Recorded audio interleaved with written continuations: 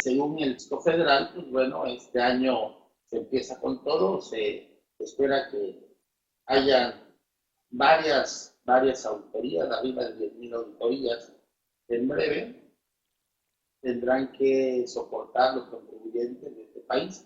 Pero antes vamos a enviarles un afectuoso saludo, como todos los martes, en punto a todos los moderadores en cabina, a ver si me ayudan ahí con la barra, querido Armando. Un poco más de volumen, dice Santa. Perfecto, Santa. Ahí está. Yo creo que ya se escucha. Y bueno, quiero enviarles saludos a todos los moderadores que están en cabina. Auxilia a mi querido Armando con la barra pasadora, por favor, para que pueda yo enviarle un saludo a cada uno de nuestros colegas y amigos que nos escuchan de este lado de la barra pasadora para poder mandar saludos. Todos ya nos están saludando nuestros amigos. Sí, por favor.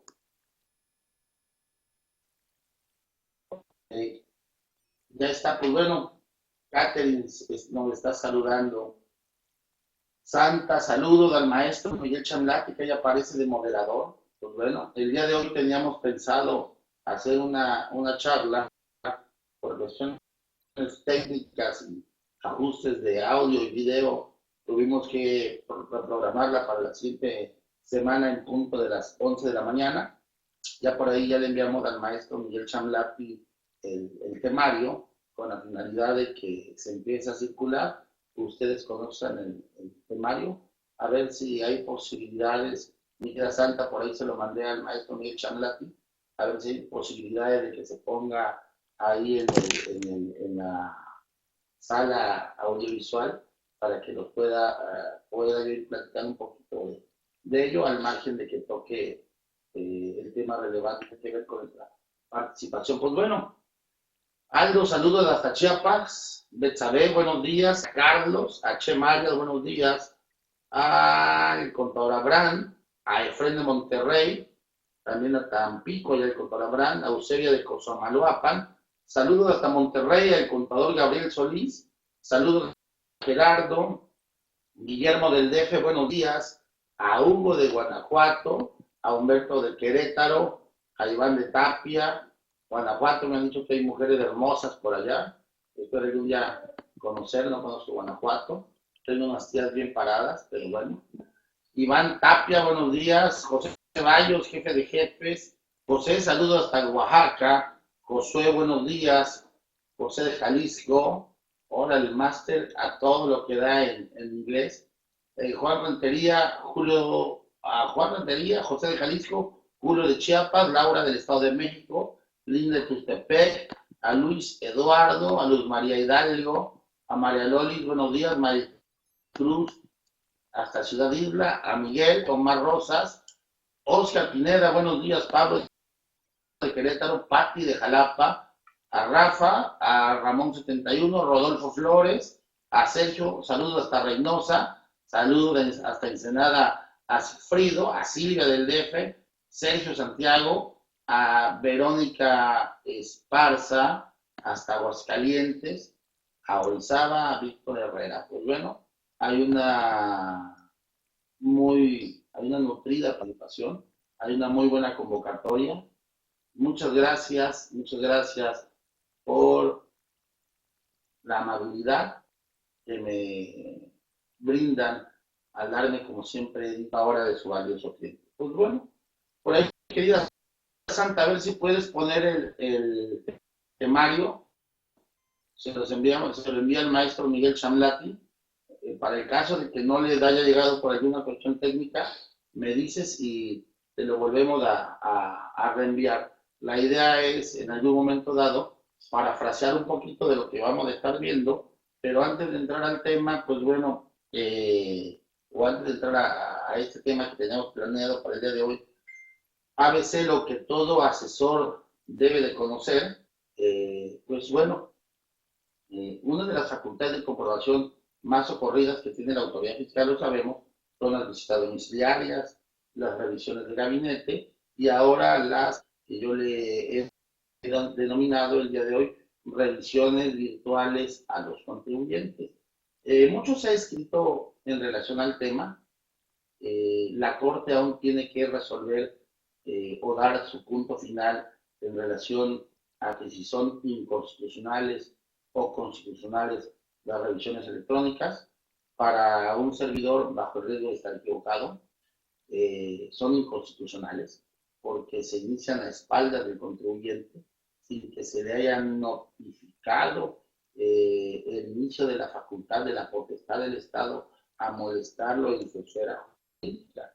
Se le molesta en su esfera jurídica porque si bien la autoridad va a emitir una predicción sobre la base de informes que tenga en su base de datos, lo cierto es que esta información, si bien es cierto, ojo, la tiene el fisco federal en sus bases de datos a través de terceros, debe de quedar claro que la información es del contribuyente.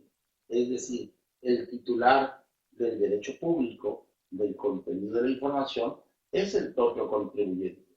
De tal manera que la autoridad, desde ningún particular punto de vista, no es libre de decidir cómo molesta al contribuyente.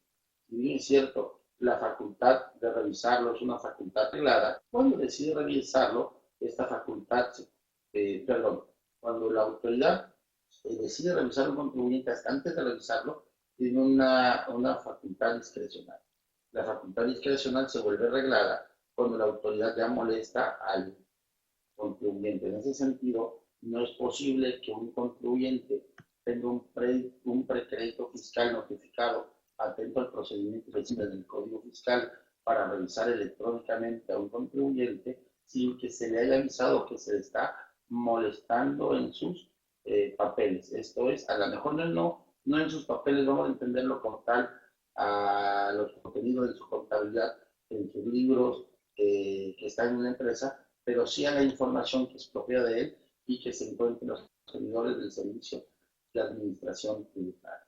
Pues bueno, en este orden de ideas debemos de tener presente que a partir del segundo semestre se escuchan en algunos cafés con gente que está metida en el tema, que el SAT aplicará o realizará las famosas auditorías electrónicas, de tal manera que con esto se pretende recaudar y eficientar en materia tributaria aquellas cantidades que el fisco considera le pertenecen por concepto de obligaciones no cumplidas por los contribuyentes.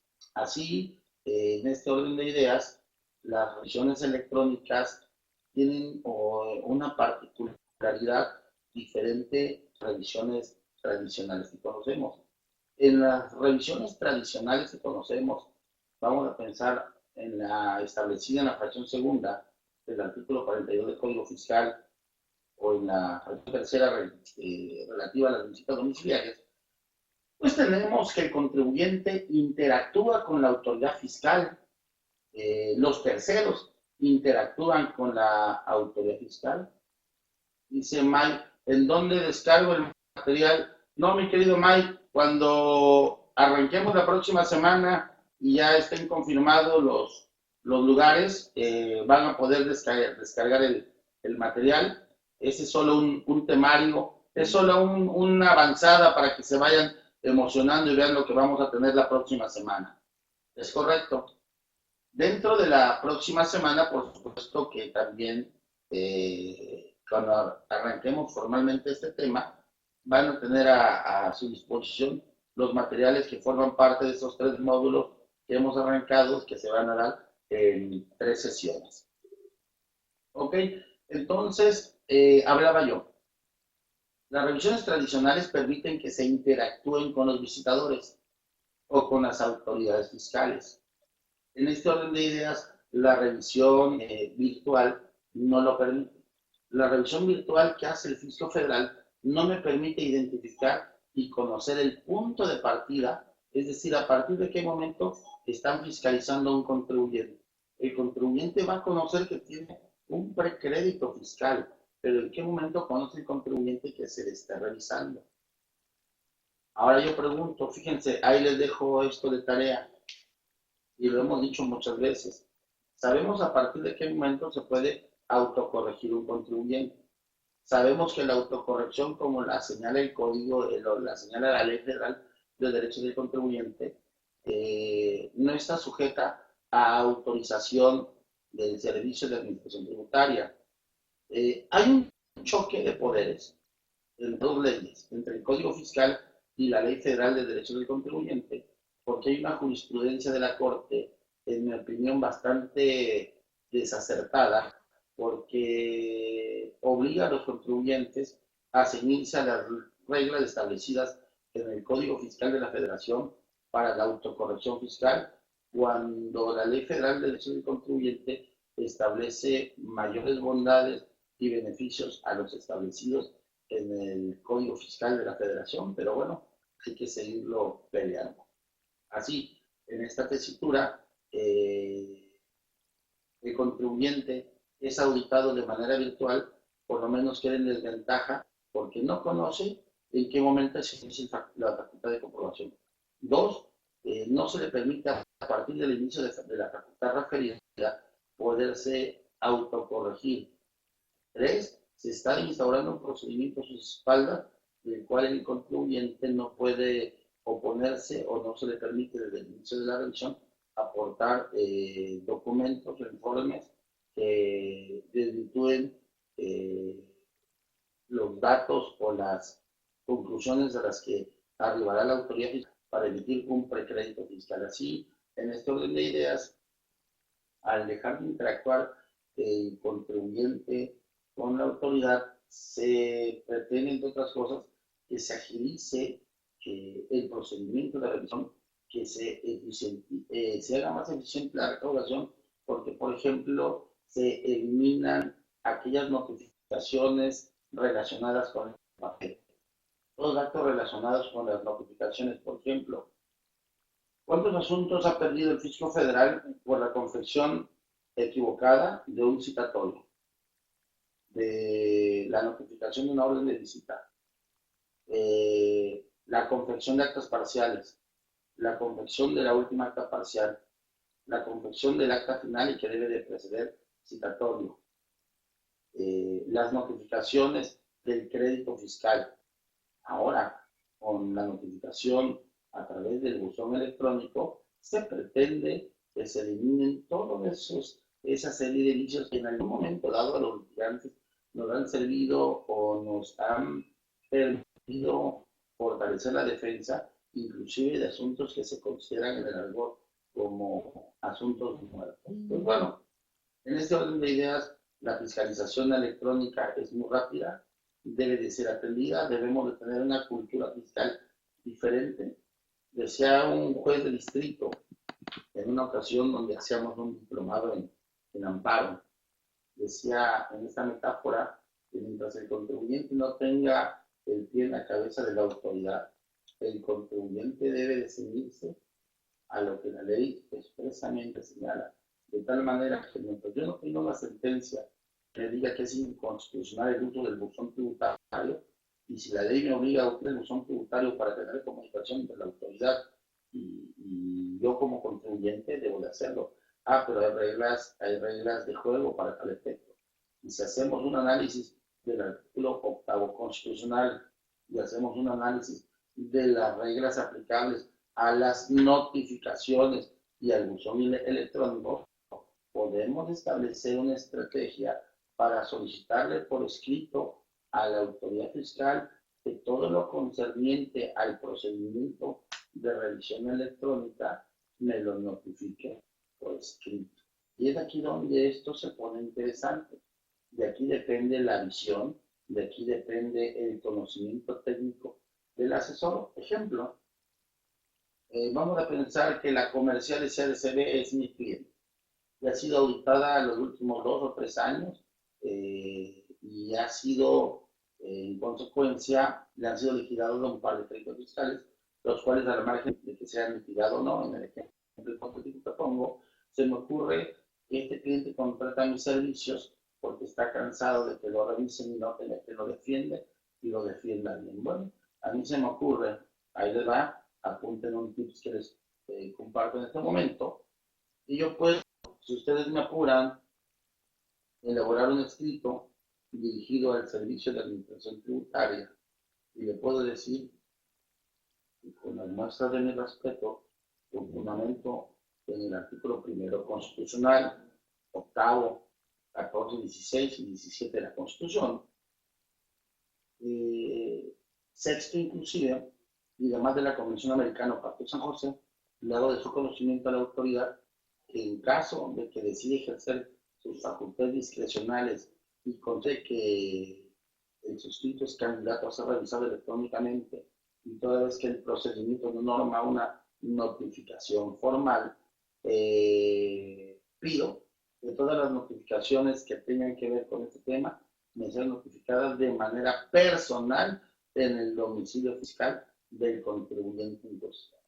Nada más ahí quiero saber qué pasa o qué suceda para el caso de que el fisco federal decida hacer caso omiso de la disposición.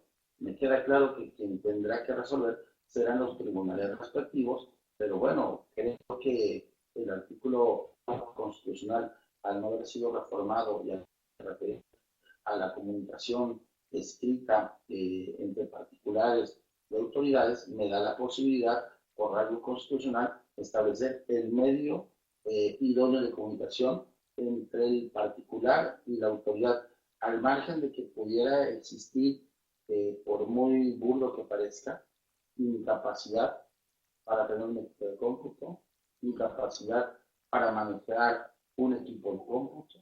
Yo pregunto, ¿cuál es la obligación para tener, o dónde está fundada la obligación para tener en sí la carga de llevar o de tener un buzón tributario?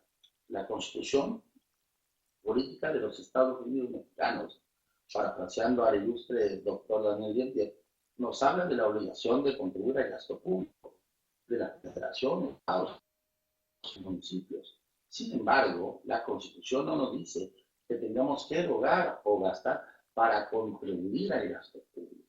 Derivado de lo cual, esa partida me parece inconstitucional, o esa parte, inclusive, si a esto le abonamos que la Ley Federal de Derechos del Contribuyente establece y señala contundentemente que las autoridades deberán desahogar sus facultades dentro de un marco que resulte como consecuencia menos oneroso, al contribuyente menos onerosa dicha participación para los efectos respectivos.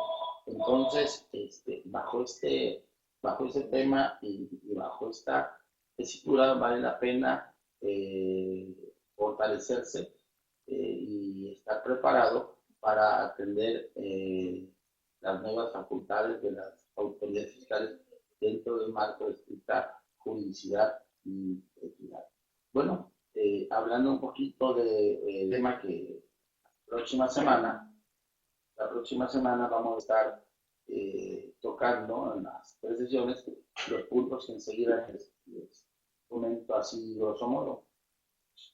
Aspectos que todo asesor debe conocer. Ayer que revisaba yo el temario, yo decía, bueno, como primer punto debemos de conocer dónde estamos parados. ¿Dónde estamos parados en materia de defensa fiscal? Preguntaría, ¿dónde está parado el contador? ¿Dónde está parado el asesor? ¿Dónde está parado el contribuyente, por supuesto? ¿Dónde está parada la autoridad? ¿Cuál es el escenario mundial? ¿Cuál es el escenario nacional? ¿Cuál es el escenario regional en materia de recaudación, en materia del ejercicio de facultades de comprobación? Si yo sé dónde estoy parado como contribuyente y sé dónde estoy parado como asesor, entonces estaremos del otro lado y estaremos avanzando con algo que podríamos conocer como una actitud que equivale a tener una cultura de legalidad. Bajo esta circunstancia, estaremos platicando sobre lo siguiente. Ya que conocemos dónde estamos parados en materia de defensa fiscal, ahora yo preguntaría, ¿sabemos cuándo se causan las contribuciones? Sabemos distinguir cuál es el hecho generador de la situación jurídica prevista en la disposición fiscal y no confundirla con su entero o con la época del pago. Tenemos que aprender a distinguir estos momentos. Si aprendemos a distinguir estos momentos, por supuesto que entonces estamos en condiciones de enfrentar, asumir la enorme responsabilidad que constituye la obligación de enterar la contribución para que, por vía de consecuencias, se contribuya al gasto público. Bajo este escenario, necesitamos poner orden en la casa. No se puede ser candil de la calle y oscuridad de la casa. Bajo esa circunstancia, yo preguntaría, ¿cómo está la contabilidad del contribuyente? ¿Cómo está la contabilidad del empresario? ¿Cómo se encuentra su soporte documental? ¿Cómo se conforma el soporte documental de la contabilidad? ¿Cómo están efectuados sus registros? Bueno, vamos a ponernos la camisa de contador público y vamos a recordar nuestras clases de facultad y vamos a acordarnos, por ejemplo, que tenemos estados financieros básicos. Estados financieros básicos, por un lado, unos que contemplan la situación de la empresa a fecha determinada y aquellos estados financieros que nos muestran la pérdida del ejercicio. Por ejemplo, yo tengo un estado de resultados que me muestra de alguna manera ingresos, costos y gastos. Al margen de que hayan o existan cuentas con efectos fiscales, yo preguntaré, hablando de los soportes documentales, ¿los ingresos están debidamente registrados en contabilidad? Y los ingresos como tales están sustentados con los documentos correspondientes. Los ingresos se refieren a aquellas partidas que causan incremento en el haber patrimonial del contribuyente. El riesgo de tener depósitos bancarios en la cuenta de cheques o en la cuenta del empresario y que estén indebidamente registrados en contabilidad. O dos, que no tengan los soportes documentales correspondientes.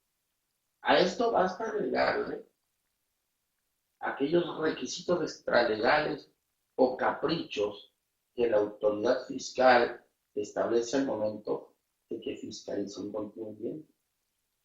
Cosa que va a ser muy difícil de aclarar de primera instancia con el fisco federal, si el fisco federal toma en cuenta de su base de datos toda la información que tenga a través de los famosos archivos electrónicos que son enviados por el contribuyente y por terceros, de aquellos documentos que son timbrados.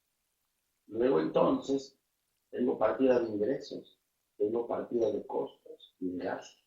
Estas partidas de costos y de gastos que tengo en contabilidad conciliados con datos que tiene la autoridad fiscal tienen discrepancias. Si tienen discrepancias, que estamos haciendo las cosas mal, estamos registrando en contabilidad a lo mejor archivos o documentos que no se han timbrado. Mucho cuidado con eso. Ahora, eso puede dar lugar a la comisión, a la propia comisión de un delito de carácter fiscal mal manejado. Por otra parte, de la misma mano, corren los costos, corren los gastos, porque estas partidas tienen una particularidad, y ustedes lo saben mejor que yo, que se restan de los ingresos. De tal manera que un abuso o un manejo inadecuado o un mal manejo por parte de malos contribuyentes va a hacer que se tenga una utilidad fiscal menor a la que realmente corresponda, y esto es sancionado por la autoridad fiscal en un caso extremo con la pena privativa o la pérdida de la libertad. Bajo esta tesitura, estos soportes documentales de los ingresos, costos y gastos son la base para una excelente defensa fiscal. Ahora bien, los ingresos, costos y gastos que sirven de soporte para la contabilidad o los comprobantes que forman parte de ese soporte, de estas partidas, desde mi muy particular punto de vista, deben en la gran mayoría estar conciliados con los estados de cuenta bancaria, porque finalmente desde hace mucho tiempo las revisiones se sustentan prácticamente en la información que se compulsa con la Comisión Nacional Bancaria de Valores, de tal manera que ya al día de hoy no creo que existan esos famosos ajustes o esos famosos ácidos de contrapartida donde venga manejar o mostrar una realidad totalmente diferente a la que muestran los estados de cuenta. Y si alguien todavía al día de hoy sigue utilizando ese tipo de estrategias, le sugeriría que no lo haga. Recuerdo que hace varios años estaba en la Ciudad de México dando una conferencia y cuando terminé se me acercó mucha gente y me decía que cómo le podía hacer, porque tenían una auditoría, habían hecho las pólizas, habían conseguido facturas, pero que la autoridad ya tenía sus estados de cuenta y los estados de cuenta manejaban algo diferente a lo que ellos por mucho tiempo se han llevado en corregir. Yo les dije que la verdad es una práctica totalmente equivocada, que tenían que ajustarse o corregirse en términos de la realidad operativa, no andar comprando facturas o comprando basura, y de esta manera se iba a evitar un problema, inclusive en un supuesto delictivo en el peor de los casos. Bueno, seguimos avanzando sobre la importancia del soporte documental de la contabilidad. Algo como esto estaremos viendo en este material que les voy a mostrar la próxima semana. Obviamente va a incluir algunos algunos conceptos de agravios que estoy manejando y algunos extractos de sentencia. La idea de este curso, de los aspectos que todo asesor debe conocer, es un curso muy sencillo, es un ABC con la finalidad de que tengamos un punto de partida, desde que sepamos cómo está fiscalizando el fisco, cuáles son las facultades más ocurridas, cuáles son los mecanismos que va a utilizar el fisco para revisar, cuáles son los indicadores que tiene el fisco para revisar. Ahora, una vez que el fisco decide revisar al contribuyente, debemos de tener presente que los contribuyentes o los pagadores de impuestos tienen derechos humanos. ¿Cuáles son los derechos humanos de los pagadores de impuestos? Si yo no conozco como defensor cuáles son los derechos humanos de los pagadores de impuestos, me pregunto cómo los voy a defender. ¿Cómo voy a decirle a la autoridad, hasta aquí llegas, autoridad, hasta aquí no llegas? ¿Cómo conocer los límites de la actuación de la autoridad fiscal cuando afecta a la esfera jurídica del contribuyente? ¿Hasta dónde es legal? ¿Hasta dónde es ilegal? ¿Hasta dónde es inconstitucional y violatorio de derechos humanos? ¿Cómo se pueden hacer valer esas violaciones con la finalidad de que sean reparadas? ¿Cómo se pueden hacer valer las ilegalidades con la finalidad de poner un alto a la autoridad fiscal cuando está fiscalizando un contribuyente? Bueno, apúntense, porque esto lo voy a estar platicando a partir de la próxima semana. Es muy importante también en este orden de ideas conocer cuáles son las obligaciones de los contribuyentes para que haya un equilibrio en la balanza. Un contribuyente, por supuesto, tiene obligaciones, tiene derechos. El artículo 31, fracción cuarta, establece primero las obligaciones. Son obligaciones de los contribuir al gasto público. Y ya no las deja caer, es obligación. Luego nos dice, bueno, pero tienes derecho, entre otras cosas, que sean proporcionales, que sean equitativas en términos de las leyes, o en términos de la legislación correspondiente, en términos de lo que las leyes dispongan. Las leyes, las resoluciones misceláneas serán leyes a la luz del 31 fracción cuarta, por supuesto que no. A ver, Adrián C. de Ciudad de México. Adrián, saludos, buenas tardes.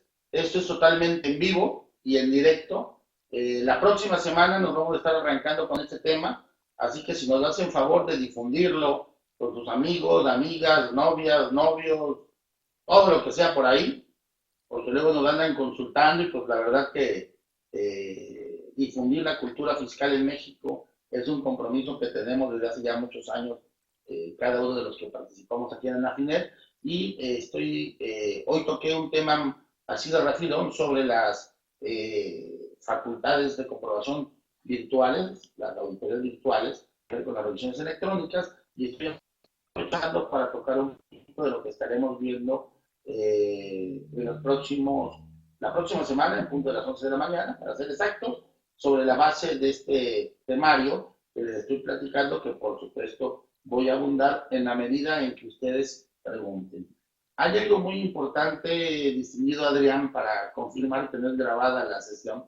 Es muy importante que nos puedan hacer las preguntas. Si tuvieras alguna pregunta en materia de defensa fiscal, por muy sencilla o complicada que sea, estamos a tus órdenes. De hecho, es la idea de programar estos módulos. Por ahí el maestro Miguel Chamlati, con mucho talento y muy trabajador, me decía desde hace años: oye Marco, hasta algo sencillo, porque pues luego andas levitando a nivel de corte, de jurisprudencia, de ejecutorias, etcétera, y a veces los colegas se pierden un poquito, y entonces, pensando en ustedes, precisamente, es que decidí hacer este curso de aspectos prácticos que todo asesor debe conocer, y que sin lugar a dudas sobre la marcha iremos mejorando, iremos abundando, pero ¿quién mejor que ustedes para darme la pauta sobre lo que les gustaría que aborden? Dice Mike del DF: ¿se va a incluir en el curso las obligaciones de llevar contabilidad electrónica con CFDI por parte de la autoridad por los gastos de ingresos, o a ellos no les aplica? Esas las contesta el maestro Miguel Chamlati. Yo propiamente voy a estar hablando de aspectos prácticos, pero pues eso no tiene, por supuesto que ningún problema. Pero, ahí está, mira. Vamos a darle publicidad al libro también, mi querido Miguel. Pero y el maestro Miguel, la liga, yo creo que por ahí no se dieron cuenta, pero ahí en la liga aparecen los datos del curso. Bueno, pues seguimos platicando. Al mismo tiempo vamos a estar platicando un poquito sobre las, el conocimiento de las leyes tributarias y la defensa fiscal. Por supuesto que es muy importante conocer todas las leyes impositivas: la ley del impuesto a la renta, la ley del impuesto al valor agregado, y leyes estatales también, por supuesto, legislación internacional, pero básicamente las leyes que inciden en el marco recaudatorio y, por supuesto, el Código Fiscal de la Federación. Es muy importante conocer también cómo se despliegan las facultades de comprobación, qué hacer en caso de una facultad de comprobación. Debemos de conocer también el derecho del contribuyente a autocorregirse. ¿Qué es la autocorrección? La autocorrección fiscal y la opinión de la PRODECON. ¿Cuáles son los actos de fiscalización más socorridos? Bueno, las revisiones de gabinete, las visitas domiciliarias. ¿Qué hay con los acuerdos conclusivos? ¿Qué son los acuerdos conclusivos? ¿Cómo puedo acceder a un acuerdo conclusivo? ¿En qué casos me conviene un acuerdo conclusivo? ¿Un acuerdo conclusivo es ley? ¿Un acuerdo conclusivo me obliga? ¿Puedo aceptar un acuerdo conclusivo? ¿Cómo inciden en beneficio de los contribuyentes los acuerdos conclusivos? Por ahí, mi querida y distinguida Santa, o a los moderadores en cabina, si le damos a los siguientes, me parece que son como 4 puntos después del temario. Creo que si no me falla la memoria, hay unos temas que menciono ahí, que son las visitas domiciliarias, las revisiones de gabinete. Vamos a estar hablando sobre las revisiones de gabinete. ¿Qué son? ¿Cómo funciona la solicitud de información? ¿Cuáles, qué hacer ante el oficio de observaciones? ¿Cómo contestar el oficio de observaciones? ¿Cómo defenderse ante la liquidación que se emita como consecuencia de las facultades de comprobación fiscales. Con relación a las visitas domiciliarias, estaría hablando sobre el citatorio, la notificación del orden de visita, las actas parciales que se levantan, el acta de inicio, que es muy importante, la recepción de documentación, el desahogo de la revisión, cómo se deben de asentar en actas parciales los hechos o omisiones que se vayan conociendo en el transcurso de la visita y que traigan incumplimiento de las disposiciones fiscales. Estaremos hablando de la forma y la mecánica en que deben de ser atendidas las revisiones fiscales por los contadores, los abogados de la empresa, el papel del contribuyente, el papel del asesor, el papel del representante legal en una revisión fiscal, el papel de los colaboradores del contribuyente, de sus empleados, cómo deben de actuar en una revisión fiscal. ¿Quién está al frente de una revisión fiscal? Debe tener cuidado de no impedir las facultades de aprobación de las autoridades fiscales para no caer en un supuesto delictivo y entonces se perjudica eso. Debemos de tener algo muy claro. Bajo ningún concepto, en ningún momento, se debe de impedir a la autoridad fiscal que realice su función como ente fiscalizador. Hay que darle todas las facilidades. Es muy importante tener presente que los visitadores fiscales están encarnando de alguna manera la voluntad del ente fiscalizador, pero son seres humanos como nosotros los que llevan a cabo una tarea que tiene que ver con cumplir un mandato, porque para eso se alquilan para el fisco federal.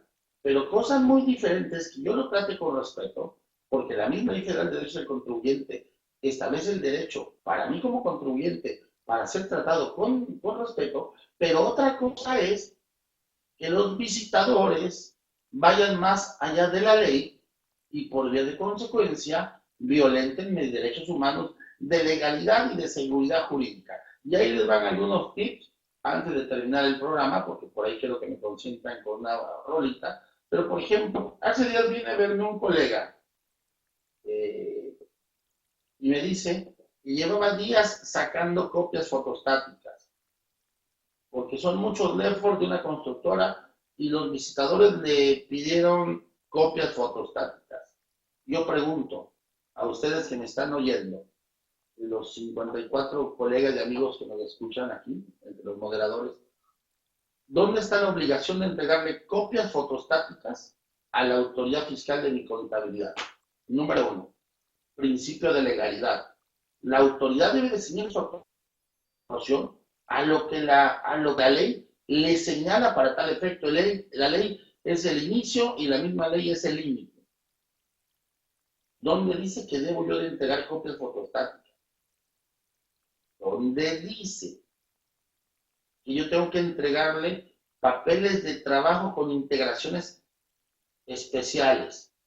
Es decir, me van a poner a trabajar, contrataré a especialistas para que puedan hacer esas integraciones de partidas especiales, para entregarles papeles de trabajo presentes con datos del pasado, donde inclusive puede incurrir en el error al elaborarlos. No se hace onerosa la actividad del Estado. ¿Quieren otra más? Los ilegales cuestionarios que pide la autoridad que yo conteste. He visto a muchos contadores, muchas contadoras elaborar y contestar los cuestionarios ilegales que le pide la autoridad, que solo sirven para incriminar al contribuyente. Y cuando llegamos los fiscalistas y queremos defendernos, pues resulta que ya nos ayudaron y nos hicieron el favor para embroncar más al contribuyente. Bueno, mi querido Adrián, para eso es importante que tomes nuestra charla, que te inscribas para que conozcas la forma correcta de contestar esos ilegales requerimientos. Por ahí les voy a elaborar un par de proyectos descritos a manera de contestación que pueden ser utilizados en el desahogo de su práctica profesional.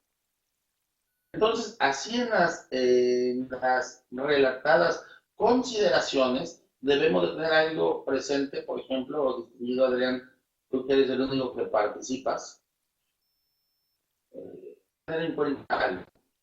El hecho de que yo no entregue copias fotostáticas no constituye constituye una resistencia a la facultad de la autoridad consistente en que viole un ordenamiento jurídico. No tiene que ver con que yo sea renuente, no tiene que ver con que yo sea contumaz. Tiene que ver con el hecho de que yo me apoyo en la ley y es más, a manera de consulta, voy a la PRODECON y digo, oye PRODECON, vengo a manera de consulta que me confirmes el criterio consistente en que no tengo obligación para entregarle copias fotostáticas a los visitadores fiscales en esta visita domiciliaria. Suponiendo sin conceder que se conteste y después te conteste favorablemente que no hay obligación, puedes aportar esa prueba como superveniente cuando te vayas a la demanda de nulidad o al recurso de revocación. Importante. Ahora, allá, infierno chico, pueblo chico, infierno grande. Resulta que Juanito y Pedrito, que les gusta la defensa fiscal, ganan asuntos constantemente, son los asesores de la chonita, el contribuyente más representativo del pueblo, viene el fisco y ya todo se quiere personalizar. Bueno, vamos a invitar a un observador como la PRODECON, o en su caso invitarlos a que hagan un acuerdo conclusivo. Aquí no se trata de que el fiscalista se salga con la suya y que el fiscalista sea el dueño y el rey de la opinión. Aquí yo creo que hay que pensar en que se respete la Constitución como norma suprema, ahora ya los tratados internacionales, en cuanto a que no contradigan o contravengan a la Constitución, y que la actuación de los servidores públicos se debe en un marco de estricta equidad y juridicidad, respetando las disposiciones respectivas. Si como consecuencia de exigir que la autoridad ajuste su conducta a estricto derecho, resulte que me vea librado de la obligación de enterar un tributo que el fisco estima deba yo enterar al fisco federal, ya será cuestión de legalidad o de constitucionalidad al haber hecho valer los medios de defensa correspondientes y que la sentencia respectiva en su caso ampare y proteja al justiciable contra el acto legal o arbitrario o la ley inconstitucional que pretenda privarle de su bien y se le priva, digo yo, de años de vida, porque el patrimonio no se hace de la noche a la mañana. Juan de Oaxaca, a ver qué dice mi querido Juan.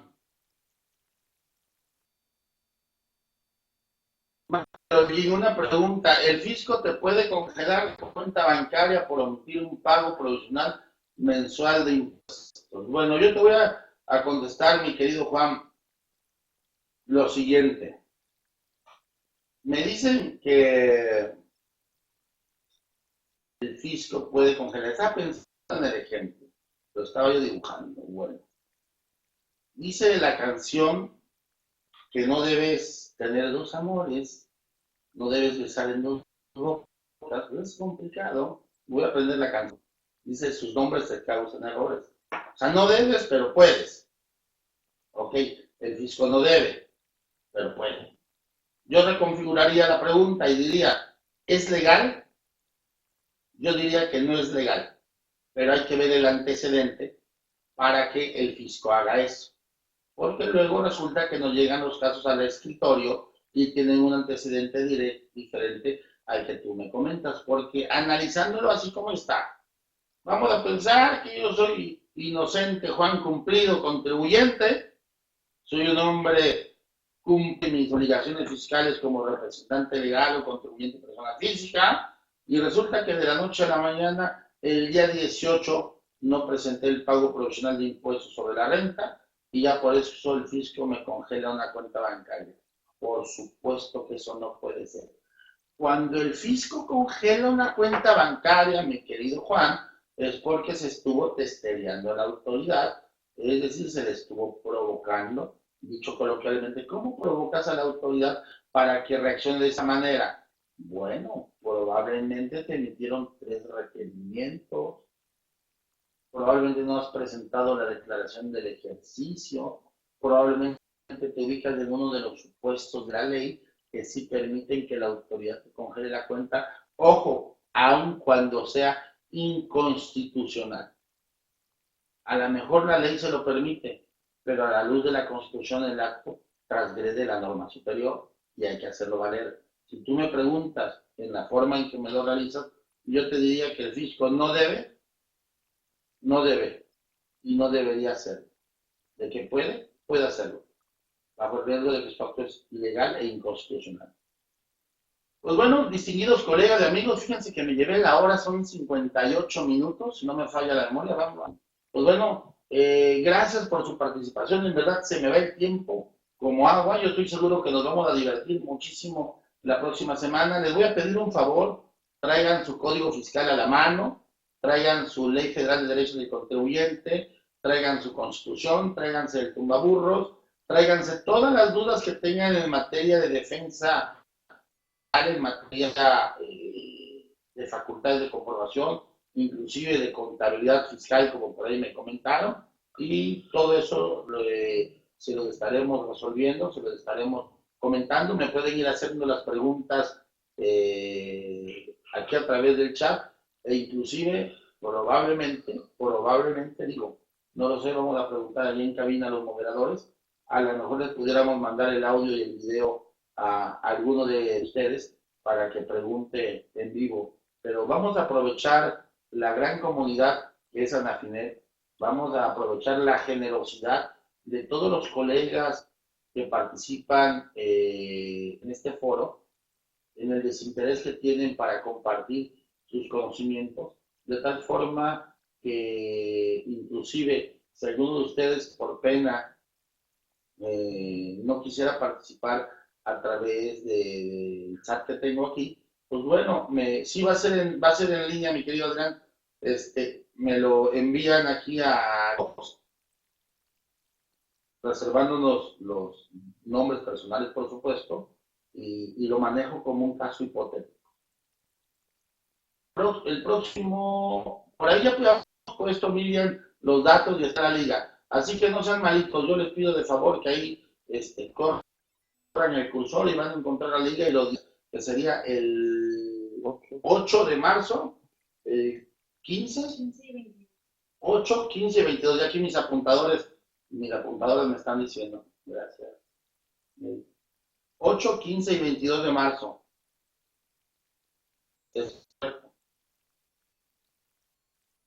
Entonces váyanse apuntando, por favor.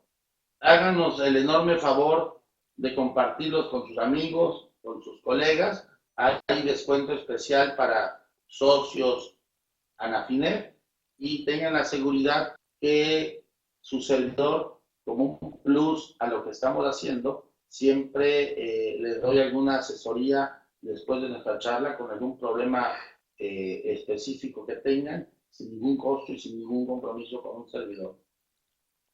No soy socio, ¿cuánto cuestan los no socios? Por ahí está en la liga, mi querido Adrián, ahí en la liga están los datos específicos, no quisiera mentir. ¿Tienes ahí, Armando, un promo? Ahí Santa, se le puedes poner a lo mejor los datos, no seas malita. Entonces, ahí está, mira, gracias, Miguel, gracias, siempre tan atento, Máster. Oye, Máster, ¿no quisieras darle unas palabras a los colegas o a los amigos para invitarlos también, para que tomes el micro y los saludes?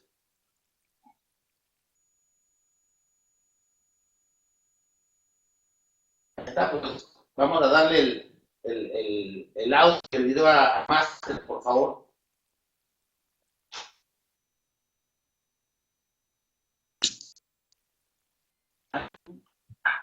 ¿Qué pasó, estimado? ¿Cómo estamos? ¿Qué me cuentas? Oye, qué gusto saludarte, Máster, hasta que te dejas ver. No, aquí estamos. Ya sabes, siempre atentos y listos.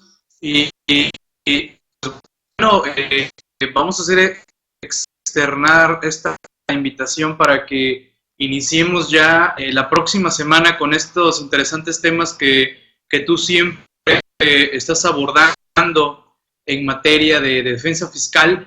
Y déjenme decirles que a todos que participen van a poder estar en sesión conversando con Marco pero aparte van a tener acceso a los videos de manera posterior, si no pudieron estar en vivo, por si surgió algún detalle en sus oficinas, por si tuvieron algún compromiso que no pudieron postergar.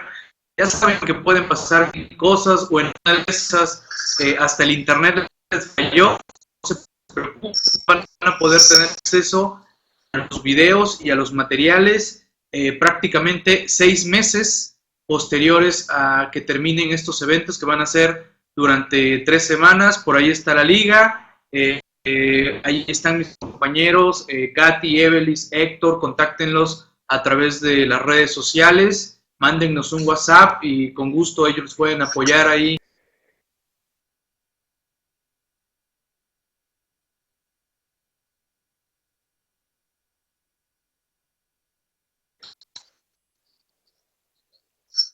Gracias, mi querido Miguel, muchas gracias. Te mando un abrazo. Como dice el maestro Miguel, pueden que sucedan. Y por supuesto, yo como Vicente Fernández, mientras sigan aplaudiendo, yo sigo cantando, con la única diferencia es que nosotros no besamos hombres, solo mujeres y sin compromiso y de buen humor, y solteras, por supuesto. Pues bueno, muchas gracias, Miguel.